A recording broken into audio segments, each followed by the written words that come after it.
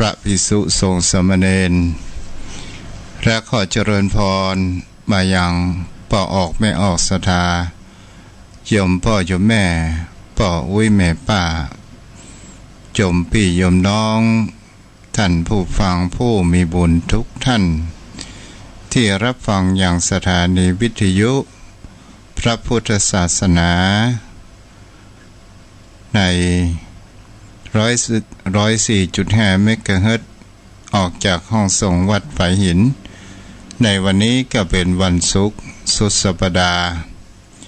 ศรัทธาญาติโยมวันพรุ่งนี้ก็เป็นวันศีลวันพระ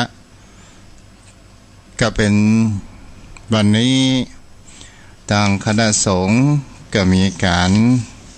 เปิดในการสอบธรรมศึกษาที่เลื่อน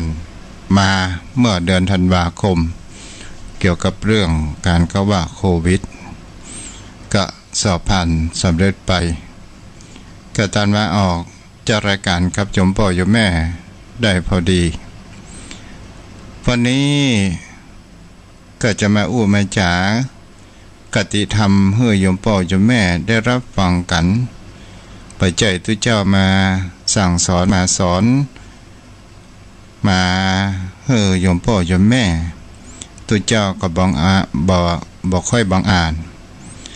โยมพ่อโยมแม่เพราะว่าเป็นผู้มีประสบการณ์มากกว่าตนตัวของอาตมาแต่คนเฮานั้นถ้าเฮาเปิดใจกว้างถ้าเฮาเปิดประตูบ้านประตูจองต้อนรับในบุคคลที่มาเยี่ยมเยียนเปิด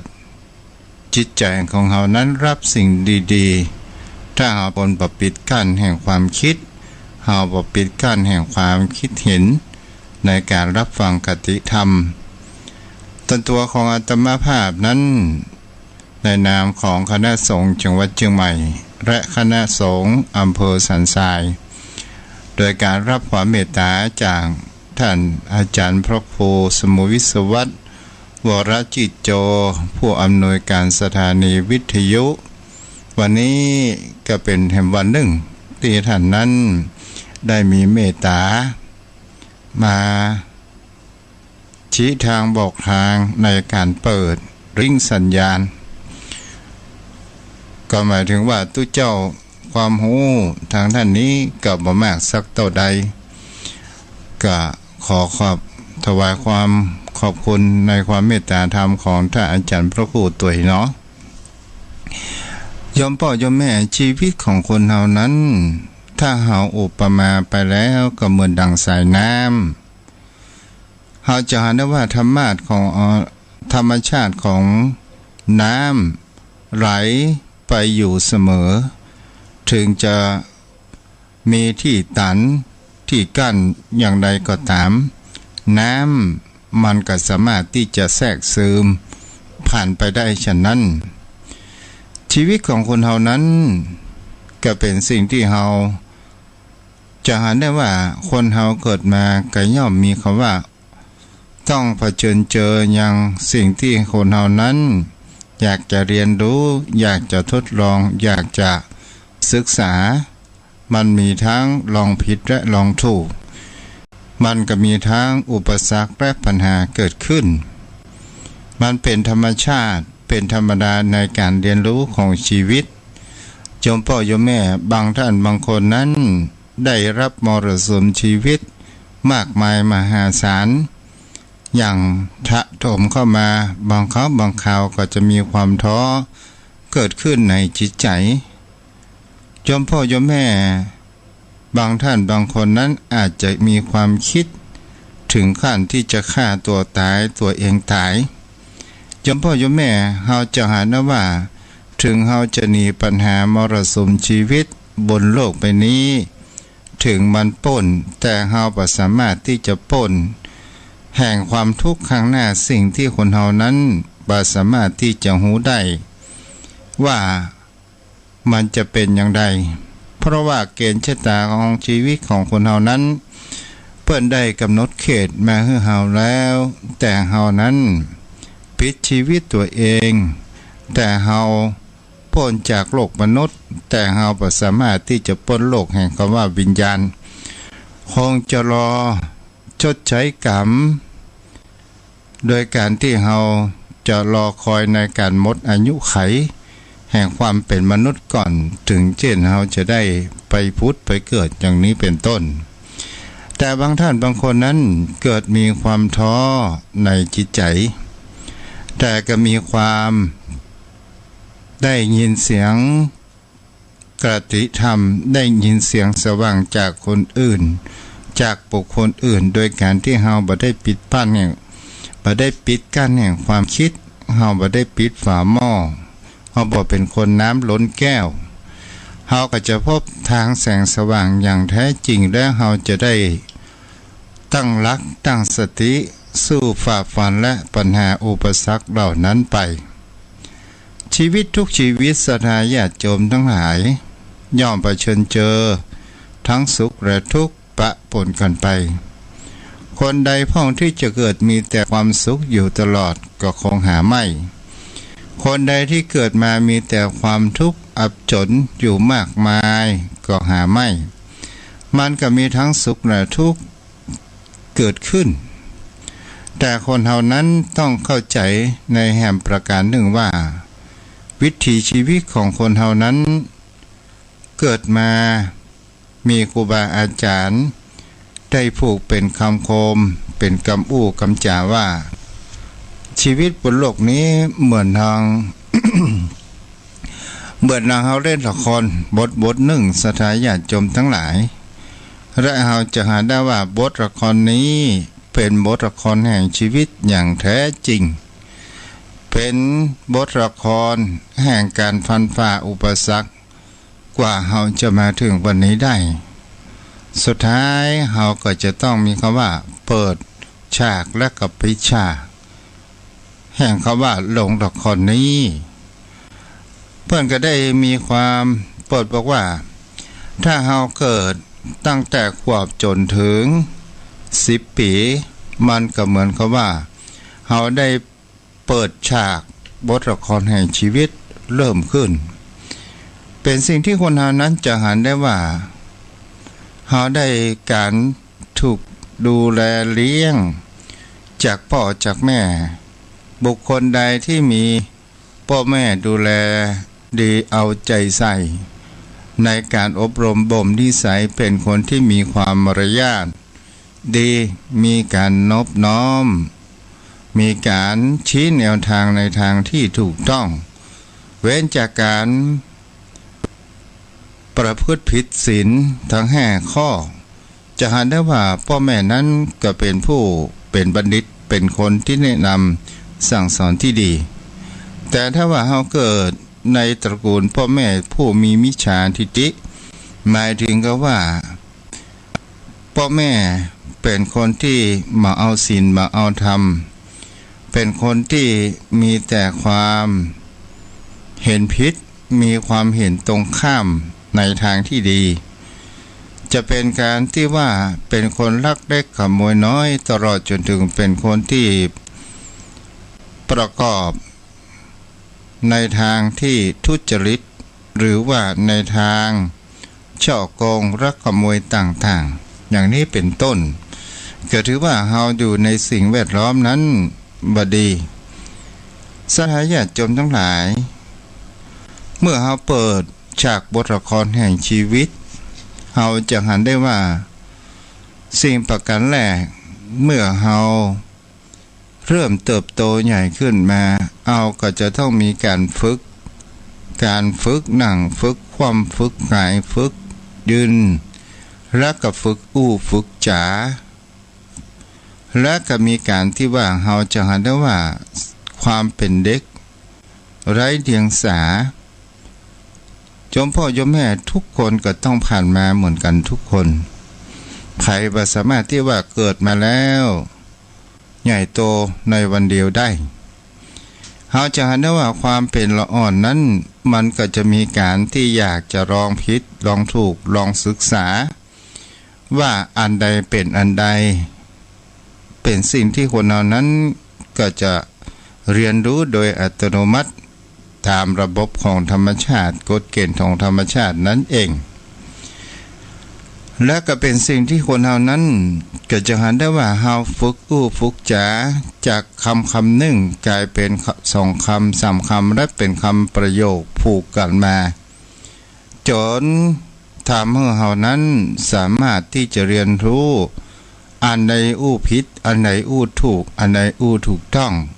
และเฮาก็จะหันในสิ่งแวดล้อมทางพ่อแม่ก็สอนสั่งบอกว่านั้นคือต้นไม้นั้นคือไก่นั้นคือนกอันนั้นคือหนูอันนั้นคือค้างคาวนี่แหละคือตกโตกินตับ ยมพ่อยมแม่จะหันได้ว่าเฮาเป็นละอ่อนเวลา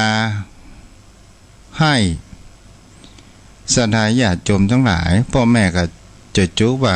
ให้แหละคำเดียวตกโตจะมากินตับละอ่อนก็กลัวแต่ก็เลยดักมันก็เป็นอุปนิสัยติดจนใหญ่ได้ยินกลัวตกโตเกิดขึ้นสถาญาติโยมทั้งหลายตลอดจนถึงบางคราวบางคนเท่านั้นจุละอ่อนในทางที่บ่ถูกต้องหันว่าระวังนะให้นะเดี๋ยวทุกเจ้าจะมากินตับน้ำเฮ้ยโอ้สถาญาติโยมเป็นสิ่งที่สอนผิดละอ่อนใหญ่ขึ้นมากลัวทุกเจ้าเป็นสิ่งที่เขาบ่กล้าหันทุกเจ้าหันผ้าเหลืองมาโอ้ล่นหนีกันไปให้ก็มีอันนี้ก็คือเป็นการเปิดฉากบทละครแห่งชีวิตในการเรียนรู้10 ปีขึ้นไปจนถึง20 ปีโยมพ่อโยมแม่จะหันได้ว่ามันก็เป็นวัยสนุกสนานมีการเจริญเติบโตวัยกำลังกินกำลังนอนวัยที่คนเฮานั้นจะหันได้ว่ามีความเพลิดเพลินในการเล่นต่างๆมีความสนุกสนานกันอยู่บ่อยๆและก็เป็นสิ่งที่คนเฮานั้นจะหันได้ว่าสังเกตได้ว่าในการเล่นความเป็นละอ่อนในรุ่นนี้มันก็มีความสนุกสนานบ่ฮู้คำว่าจักฮ้อนบ่ฮู้คำว่าหนาวเย็นอย่างใดมันก็มีภูมิต้านทานก็หมายถึงก็ว่าเปิ้นเฮาว่าเครื่องยนต์เครื่องจักร ระบบเผาผลาญของเขาดีนั่นเองสถาญาติโยมเมื่อถ้าเป็นสมัยโยมพ่อโยมแม่ไปจนถึง14 15 16มันเป็นวัยแห่งคำว่าวัยฮอร์โมนเปลี่ยนแปลงแต่ปัจจุบันละอ่อน12 13ประเดี๋ยวนี้วัยฮอร์โมนเปลี่ยนแปลง วัยฮอร์โมนเปลี่ยนแปลงก็หมายถึงว่าจะเข้าสู่วัยรุ่นเป็นสิ่งที่จะหันได้ว่ามันมีการเปลี่ยนแปลงในอารมณ์ในจิตใจละอ่อนที่มีบางคราวถ้าว่าพ่อแม่ใส่กอบคะเนมากเกินไปบางคราวละอ่อนในวัยนี้จะติดเพื่อนติดฝูงและก็เป็นสิ่งที่เราจะหานกันได้แม้กระทั่งโยมพ่อโยมแม่บางท่านบางคนก็ลองคิดทวนกลับไปว่าสมัยเมื่อเราเป็นละอ่อนนั้นคำว่าวัยแห่งอารมณ์เปลี่ยนแปลงก็จะมีการเปิ้นเฮาว่ามีอารมณ์ต่อเพศตรงข้ามถ้าแบบสุภาพสถาญาติโยมทั้งหลายวัยนี้เป็นสิ่งที่คนเฮานั้นบางคราวถ้าพ่อแม่บ่ได้ดูแลเป็นอย่างดีบ่ได้ศึกษาให้เข้าใจมาเฮาก็ฟาดมาเฮาก็บุบก็ตีไปบางคราวมันดื้อมันก็ลั่นและมันก็ทำแบบว่าเพิ่นเฮาว่าแหกกฎเนาะสถาญาติโยมวัยนี้เป็นวัยอันตรายมากพอถึงวัยวัยเรียนที่เฮาจะหันได้ก็คือเมื่อผ่าน18ไปก็เป็นวัยที่เป็นสิ่งที่คนเหล่านั้นจะหันได้ว่าสิ่งเหล่านี้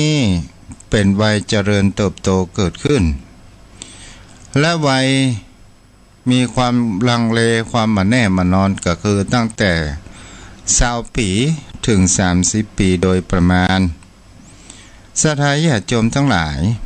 วัยมาแน่มานอนก็คือวัย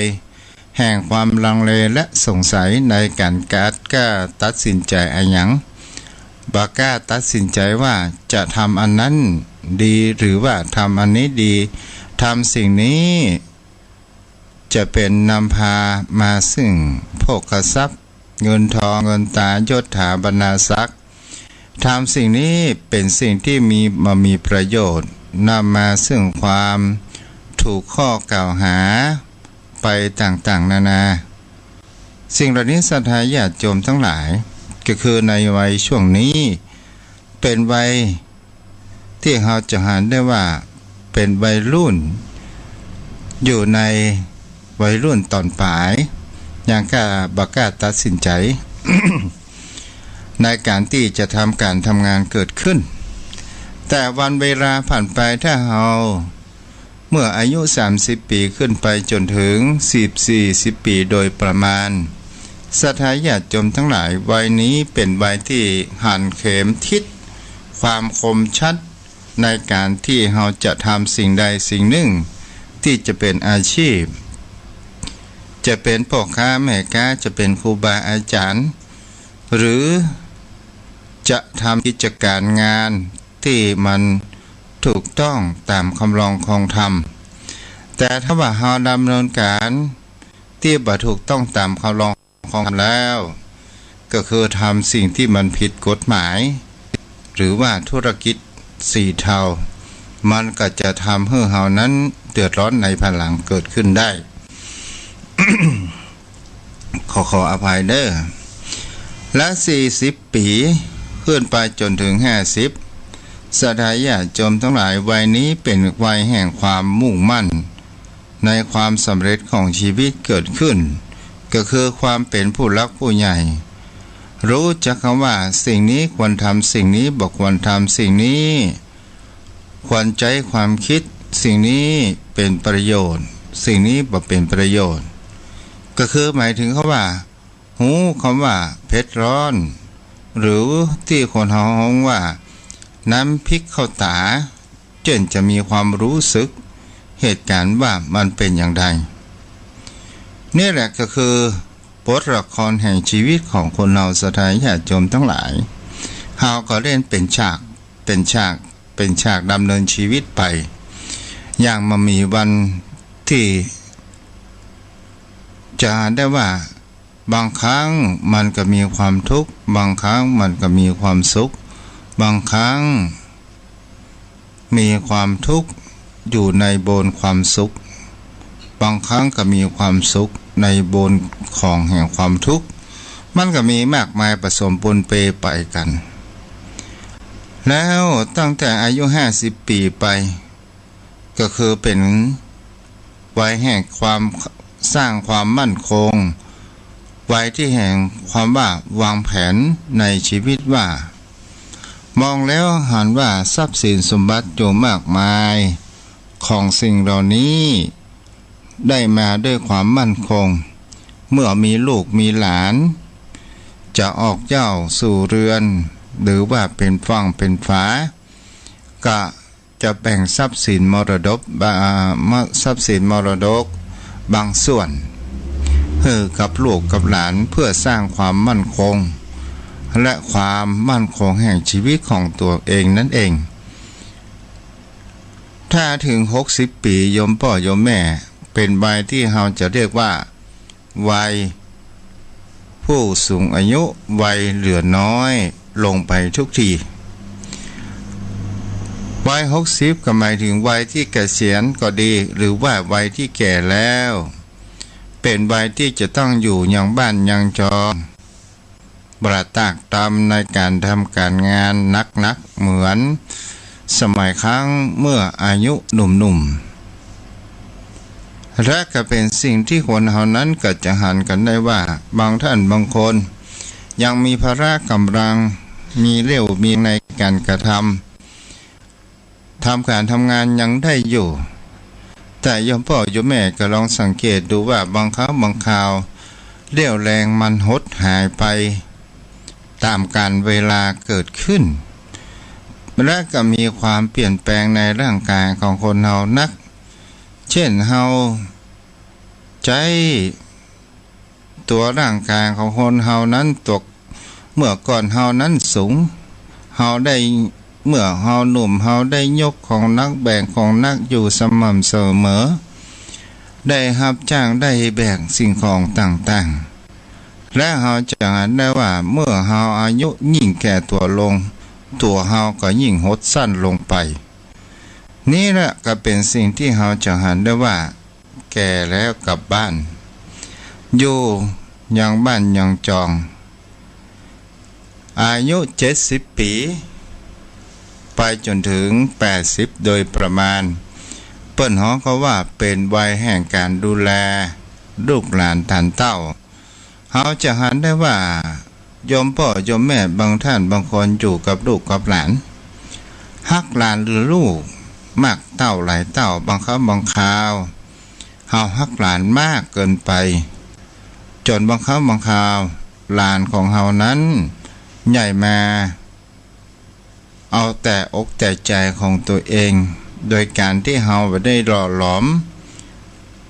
ดัดแปลงเรื่องอุปนิสัยใจคอของเขานั่นเอง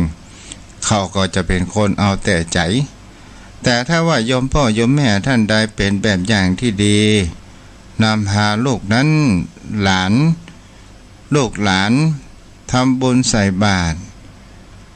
หันหลานเอาหลานตัวเองนั้นทำบุญใส่บาตรและมีคำว่าเมตตาต่อสรรพสัตว์ทั้งหลายที่ได้พบเจอเขาก็จะมีความซึมซับในสิ่งแห่งคำว่าจิตอันเมตตาธรรมนั่นเองต่อมาศรัทธาญาติโยมทั้งหลายเมื่อเฮาอายุ80 ปีแล้วเวลาเฮานั่งนอนมันเป็นเวลาที่เฮานั่งนอนอยู่เสมอบางครั้งบางคราวจะไปเอี่ยวในไกลๆก็เป็นเรื่องยากลำบากบางครั้งบางคราวถ้าคนหนุ่มมาเอี่ยวหาก็ถึงบ่มีกู้จ๋า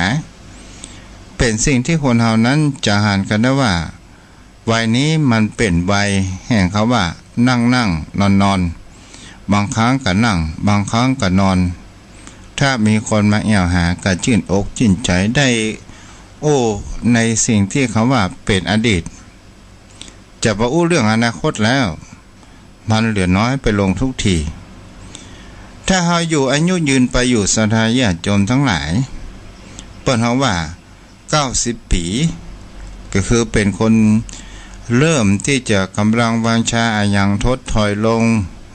บ่สามารถที่จะไปที่ไหนได้กับเปิ้นฮ้องว่าวัยนี้เป็นวัยรับแขกบนที่นอนวัยรับแขกแห่งคำว่าบนที่นอนโยมพ่อโยมแม่จะหันได้ว่ารับแขกบนที่นอนมันก็หมายถึงว่าเฮาไปไหนบ่ได้ละสุขสบายดีก็สูมาหน้าหันตา70,000อย่างนี้ก็มีแต่บางท่านบางคนก็มีความแข็งแรงยังอยู่ถ้าถึง100 ปีนี่เป็นวัยเปิ้นว่าตามที่เปิ้นได้ เขียนไว้ว่าวัยแขวนไว้วัยแขวนไว้ข้างฝามันก็หมายถึงเอารูปแขนไว้ข้างฝาบางคนบางท่านก็บ่สามารถที่จะอยู่ถึงได้ที่ในเรื่องนี้โยมพ่อโยมแม่นี่ก็คือบทฉากละครแห่งชีวิตของผู้คนเฮานั้นบางท่านบางคนนั้นเกิดมาด้วยความลำบากด้วยความฝ่าฟันบางท่านบางคนนั้นเกิดมาโดยการที่พ่อแม่สามารถที่จะเลี้ยงดูได้หรือเป็นเด็กกำพร้าที่พ่อแม่ทอดทิ้งและได้สู้ฝ่าฟันอุปสรรคปัญหาเกิดขึ้นจนมีความเจริญเติบโตเกิดขึ้นบ่ย่อท้อจะตายชีวิตบ่ย่อท้อแห่งคำว่า ความเป็นมนุษย์ของคนเฮาอุปมากับเหมือนดังน้ำสายน้ำเมื่อมันไหลลงไปตามทิศที่ต่ำสู่ที่ต่ำอยู่เสมอไปถึงจะมีภูเขากั้นมันก็สามารถที่จะแทรกซึมผ่านไปได้ทะลุไปได้มันก็เหมือนกับบุคคลเฮาถ้ามีปัญหาและอุปสรรคเกิดขึ้นในช่วงของชีวิตใดชีวิตหนึ่งจะเป็นปัญหาครอบครัวจะเป็นปัญหาทรัพย์สินมรดกต่างๆจะเป็นปัญหาในการที่บางท่านบางคนลูกหลานตันเต้าบ่ได้อยู่ตัวคนเดียวเป็นสิ่งที่เราจะหันได้ว่าสิ่งเหล่านี้เมื่อการที่เปิ้นเขาว่าอยู่คนเดียวมันก็มีความสุขได้แต่มันก็มีข้อเสียอยู่อย่างหนึ่งเวลาเราเจ็บเราเป็นนั่นเองมันก็เป็นสิ่งที่หายากถ้าว่าเรานั้นเป็นคนที่มีศีลมีธรรมเป็นคนที่ฮักลูกฮักหลานอยู่สม่ำเสมอเขาก็จะต้องมาดูแลตัวของเรากับอยู่สม่ำเสมอนั่นเองโยมพ่อโยมแม่บางท่านบางคนนั้นก็ต้องเผชิญเจอในโรคแห่งกรรมแห่งเวรโรคภัยไข้เจ็บที่มันเกิดขึ้นถึงจะเป็นผู้ป่วยคนติดเตียงอย่าย่อท้อจงทำจิตใจของโยมพ่อโยมแม่นั้นให้มีความพุทธผ่องใสและเราก็จะหันได้ว่าสิ่งใดก็ตามเราจะหันได้ว่าเมื่อเราไปไหนบ่ได้แต่เราก็ยังสามารถที่จะกระทำบุญกุศลในการฟังคติธรรมการไหว้พระสวดมนต์และให้ระลึกอยู่เสมอว่าทุกสิ่งทุกอย่างบนโลกใบนี้เรายืมเขามาเท่าอันทุกสิ่งทุกอย่างบนโลกใบนี้ใบจะได้เป็นของเราแม้กระทั่งตัวของเราเองที่เราหันเป็นกายหยาบเป็นรูปร่างหน้าตานี้ตอนสุดท้ายเราก็ทิ้งไว้บนพื้นโลกนี้เท่าอันพระองค์นั้นได้อุปมาไว้ว่าถ้าผู้คนเฮานั้นตายเกิดถ้าเอากล่องกระดูกกันมากล่องมันก็จะเต่าภูเขามากมายมหาศาลนี่แหละศรัทธาญาติโยมทั้งหลายเป็นสิ่งที่คนเหล่านั้นก็จะหันได้ว่าบทละครแห่งชีวิตของคนเหล่านั้นมันมีความแตกต่างกันปุญญาวาสนาก็มีความแตกต่างกันความคิดความอ่านก็มีแตกต่างกันแต่การกระทำนั้นเราเลือกกระทำได้ว่าเราจะกระทำในการประพฤติปฏิบัติธรรมอย่างน้อยก็ขอให้มีคำว่าศีลถ้าเรามามีทรัพย์สมบัติก็ให้รักษาศีลหรือเจริญสมาธิภาวนาสวดมนต์ไหว้พระถ้าเรามีทรัพย์สินสมบัติเราก็ทำบุญเช่นการทำบุญใส่บาตรตักบาตรทำบุญให้กับคนยากคนจนคนที่เขาต้องการสิ่งเหล่านั้นอย่างแท้จริงหรือเราจะทำอะไรอย่างก็ตามที่มันมีคำว่าให้ในที่ประเสริฐที่สุดนั้นก็คือคำว่าให้อภัยนำมาซึ่งความผุดผ่องแห่งจิตใจเกิดขึ้นนี่แหละโยมพ่อโยมแม่เป็นสิ่งที่คนเหล่านั้นควรจะศึกษาควรจะกระทำกันหนทางแห่งชีวิตของคนเหล่านั้นจะหันได้ว่าโยมพ่อโยมแม่บางครั้งบางคราวอันนี้เป็นความคิดของทุกเจ้าทำไมคนเฮากับมาเกิดอยู่ในเมืองมนุษย์แต่เฮาบ่สามารถที่จะจดจำในเรื่องในอดีตชาติต่างๆนานาได้แต่ถ้าว่าบุคคลใดที่ประพฤติปฏิบัติธรรมได้ถึงขั้นเพิ่นว่าขั้นเป็นฌานญาณ หรือเป็นพระอรหันต์สามารถที่จะระลึกชาติอย่างได้ศรัทธาญาติโยมคำนี้เฮาลองมาเป็นคติธรรมลองคิดดูว่าถ้าเฮาเป็นคนที่จ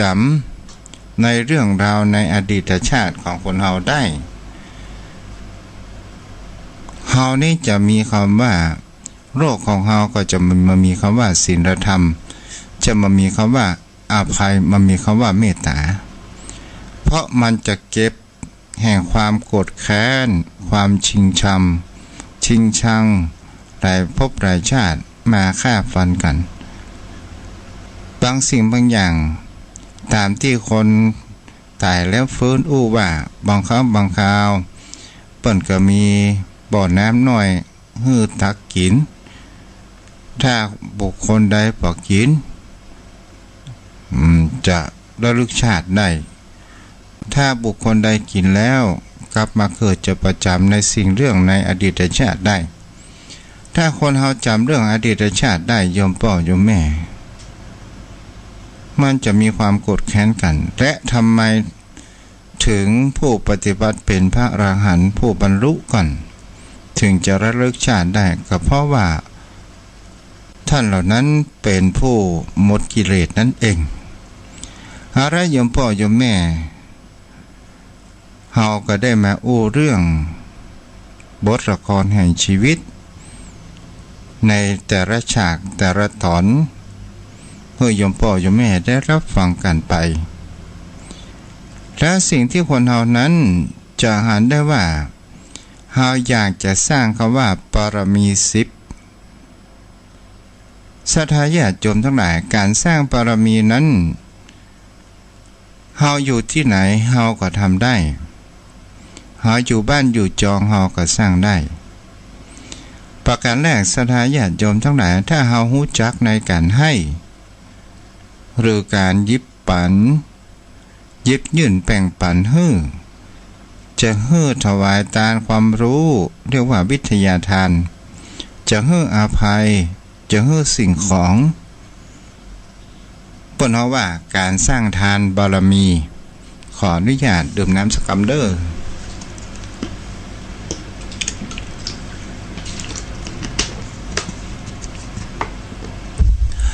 อุบไปก็คอแห้งเนาะ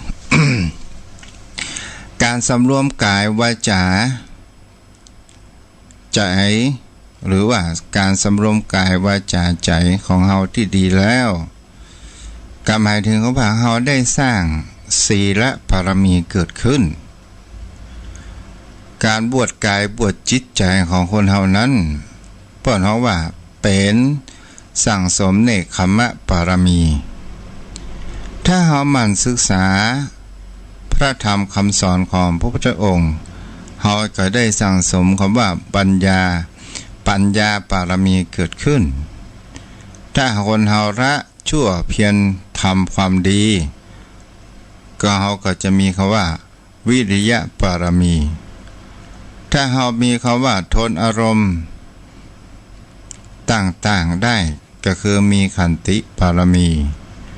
ถ้าเฮาเป็นคนที่มีคำว่าอู้นายมีหั่นมีอู้จาสัจจะเรียกว่าเป็นคนมีสัจจะบารมีนั่นเองถ้าเฮาเป็นคนที่มีความปฏิภาณหรือว่าความตั้งใจในจิตใจของเฮานั้นอย่างมั่นคงก็คือเฮาได้มีอธิษฐานบารมีแต่ถ้าเฮาเป็นคนที่มีจิตใจกว้างโดยมีความเมตตาธรรมเฮาก็จะมีคำว่าเมตตาบารมีเกิดขึ้นถ้าเฮารู้จักคำว่าปล่อยวางอารมณ์แห่งความโกรธโลภหลงและแห่งความยึดมั่นถือมั่นหรือว่าอุปทานเฮาจะเป็นคนที่ว่ามีบารมีก็คือว่าอุเบกขาบารมีนั่นเองนี่ก็เป็นสิ่งที่จะเกิดขึ้นกับตนตัวของเฮาได้ถ้าโยมพ่อโยมแม่จะหาได้ว่านี่แหละสิ่งที่คนเฮาว่าสร้างบุญญาบารมีอย่างใดก็เป็นสิ่งที่คนเฮานั้นควรจะศึกษาค ความเป็นมาเป็นไปทำไมพระพุทธองค์นั้นถึงจะต้องนำรักธรรมคำสอนที่พระพุทธองค์นั้นได้ค้นคว้าและมาบอกทางแห่งชีวิตให้กับหมู่เฮาเป็นทางเดินก็เพราะว่า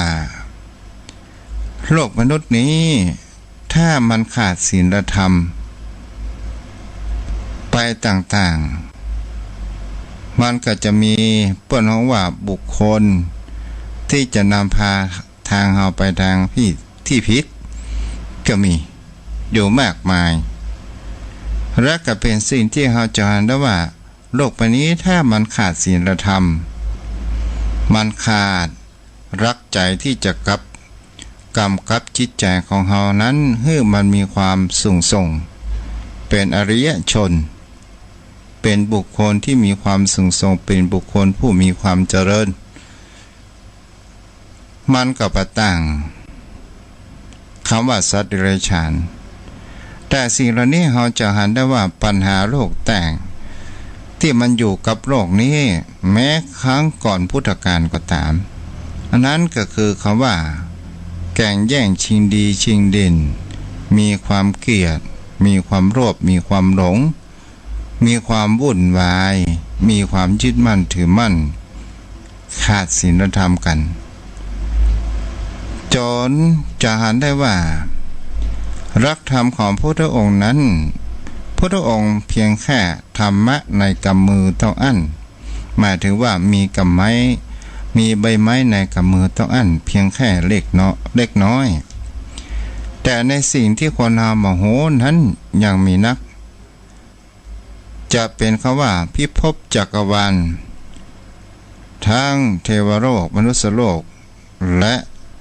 นรกภูมิก็ตามพระองค์นั้นแม้กระทั่งว่าจักรวาลพระองค์นั้น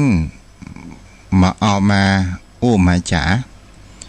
เพราะว่ามันเป็นอาจินไตยคำว่าอาจินไตยหมายถึงคำว่ามันมีคำที่สิ้นสุดนั่นเองมันกว้างใหญ่มหาศาลบางครั้งบางคราวคนเรานั้นอย่างกับตัวเจ้าก็ได้นั่งคิดเหมือนกันว่าปฐมจิตแห่งความเริ่มต้นของเรานั้นมันเกิดมาจากไหนนี่ก็เป็นสิ่งที่ทุกเจ้ายังจะค้นคิดค้นคว้าอยู่ว่าปฐมจิตแห่งความเริ่มต้นมันมาจากไหนจนถึงเฮาเวียนว่ายแต่เกิดพบแล้วพบเล่าอยู่สม่ำเสมอไปและเมื่อใดเฮาจะออกองค์จรแห่งคำว่าวัฏฏะสงสารเวียนว่ายแต่เกิดสิ่งเหล่านี้เล่า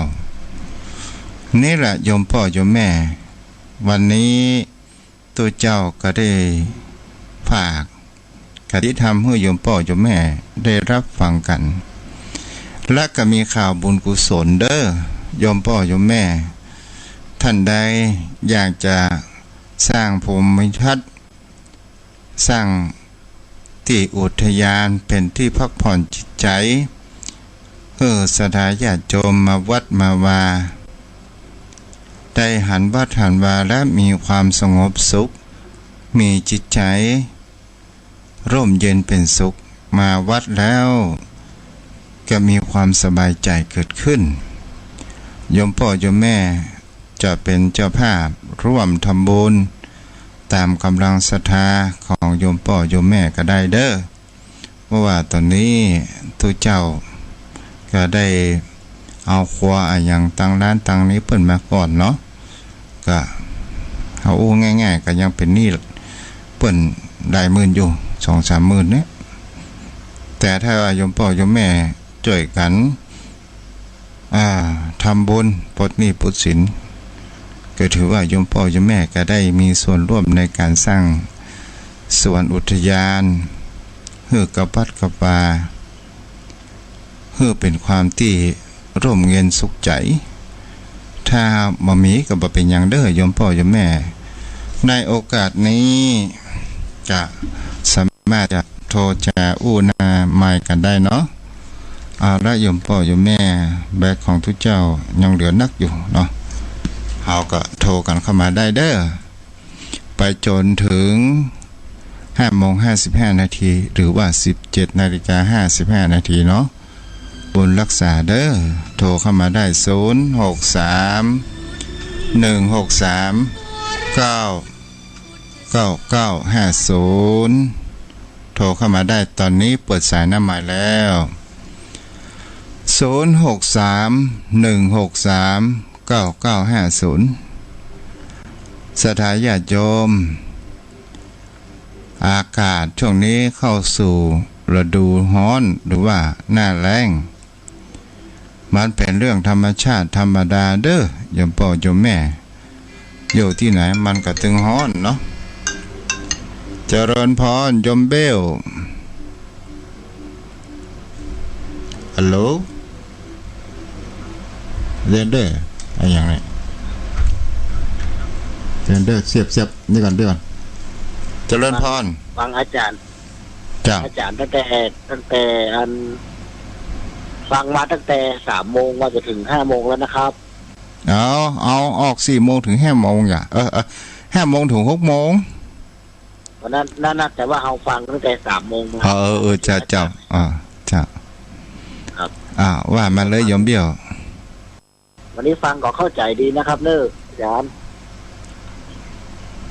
ได้ก็คือกำลังใจอาจารย์ด้วยนะครับผมเจ้า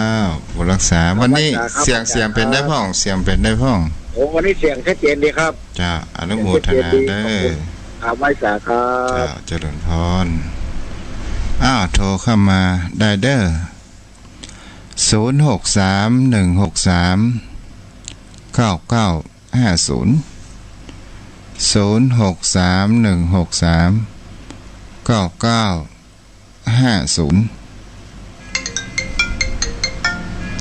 เจริญพรแม่ประกายพึกไหว้สาเจ้าโอ้มาได้เจ้าอันเตียนอุทยานโอ้เป็นตอนนี้กับแปลงเจ็ดเหมือนกันแล้วแต่เอาหัวเพิ่นมาก่อนแม่เจ้าวันนั้นไปเนาะก็หันอะไรอย่างแม่รีวิทยุปิดวิทยุก็ได้มีฝุ่นมีอย่างหรอจ้าแม่หาที่ตั้งสระน้ำนอได้เทขอบสระแล้วก็ทีนี้ก็แปลงที่กั้นและก็แปลงที่น้ำตกอะไรอย่างมันได้เปิ้นของว่าหันน้ำนี่มันชื่นใจดูจะสบายใจเนาะก็ม่วนดีแล้วถ้าเขาแปลงเนาะจ้ะมาแม่มาแอลแล้วก็หันว่าเป็นยังไงพ่องล่ะก็ร่มรื่นดีเหมือนกันแต่ถ้าเขาปลูกดอกโดยมันก็จะม่วนเนาะจะนะมันค้างอันนั้นอันเดียวนะไหมจ้าบนรักษาได้ไหมเลยวันนี้ฟังเข้าใจดีกว่าฮะจ้าบนรักษาเข้าใจดีจ้าโทรเข้ามาได้เด้อ063-163-9950 063-163-9950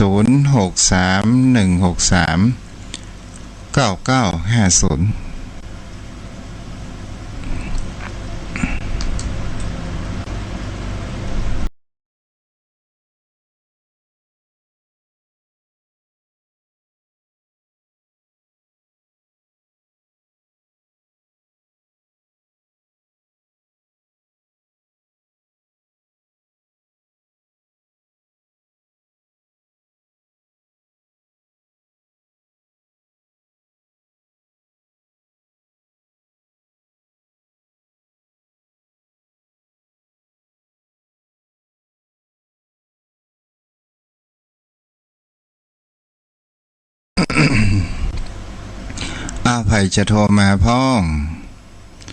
063-163-9950ถ้าไผบ่โทรมาทุกเจ้าก็จะวางสายเด้อใครรับฟังอยู่ณขณะนี้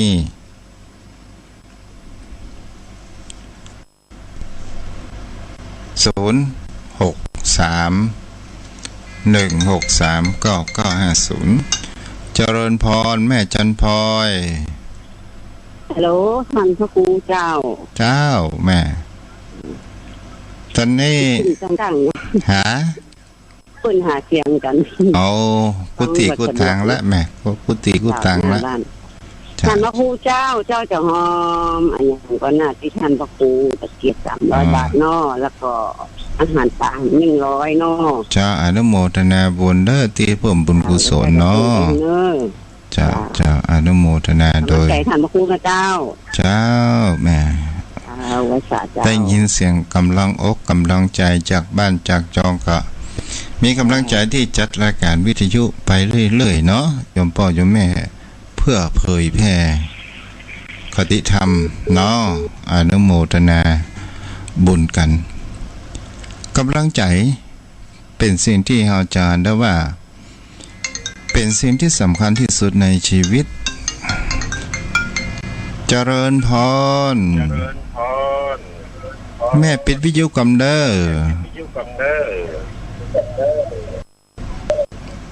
ผู้ตั้งโทรศัพท์เอาฮัลโหลสวัสดีเจ้าปิดวิทยุกำปิดวิทยุกำทำเหนียวทำอยากจะทำบุญเจ้าไปทำบุญที่ไหนดีเจ้า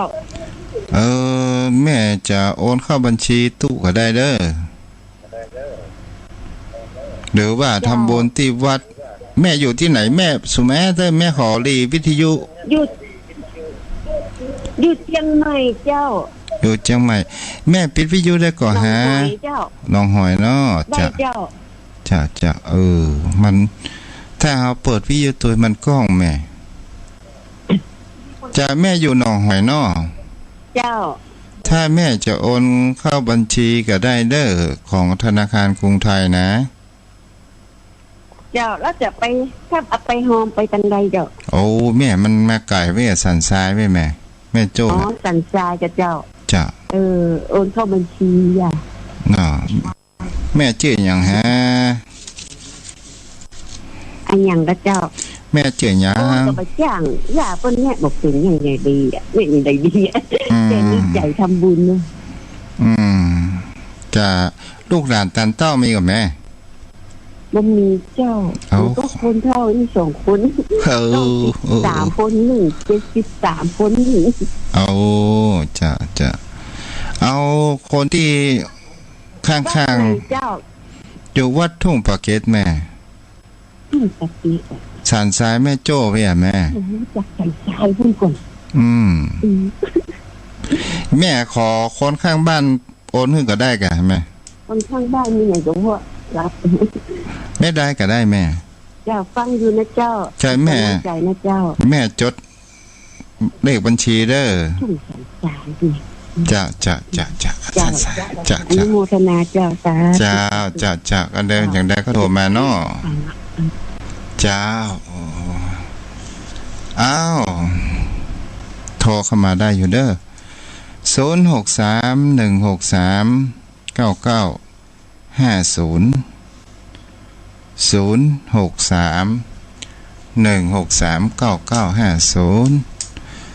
ถ้าโยมพ่อโยมแม่อยู่ไกล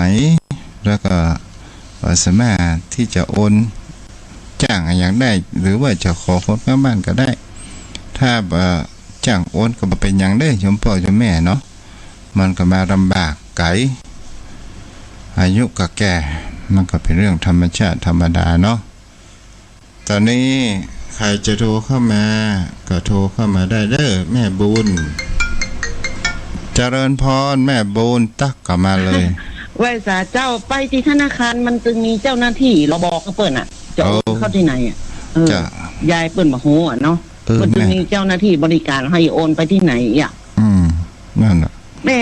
ม่ถ้าป้าไหนแม่ก็อย่าห้อมหั่นเนอะครับป้าจัดหน้าแล้วแม่ว่าป้าอย่างจ้าหน้าจ้านี้เลยมันไปใกล้ใจกันเหรอว่าอันไม่เอววัดกันพ่องอ่ะก็แน่แล้วเขาว่าไปเอวห้องว่างนี่อันท่านพระครูเขาจังแอดก่อนแอดมันจังมาเพนะแอดมาตู้ปากเกตแอด นามสกุลอย่างไหนอัน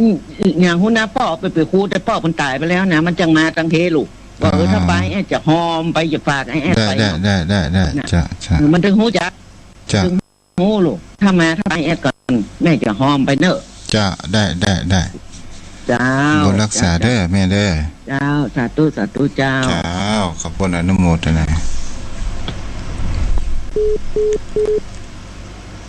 063-163-9950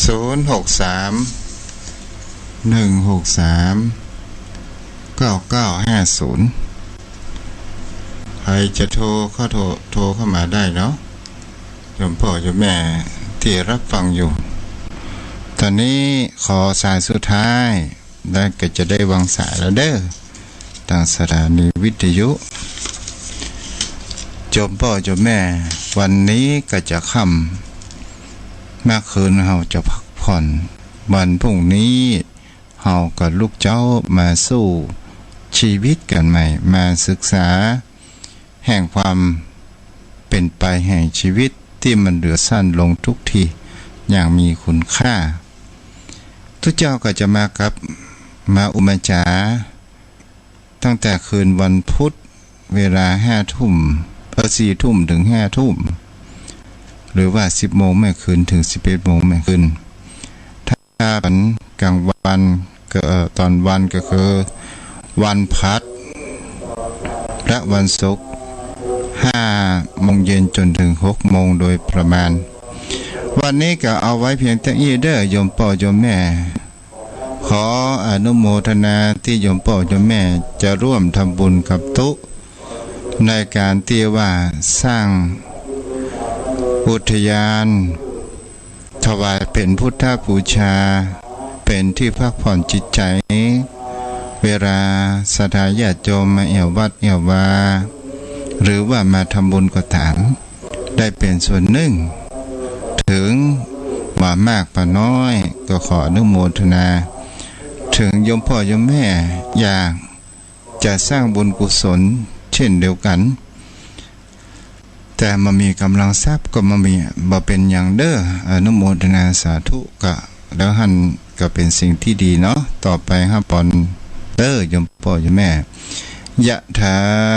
วาริวาหาปุราปาริปุเรนติสาคารังเอวะ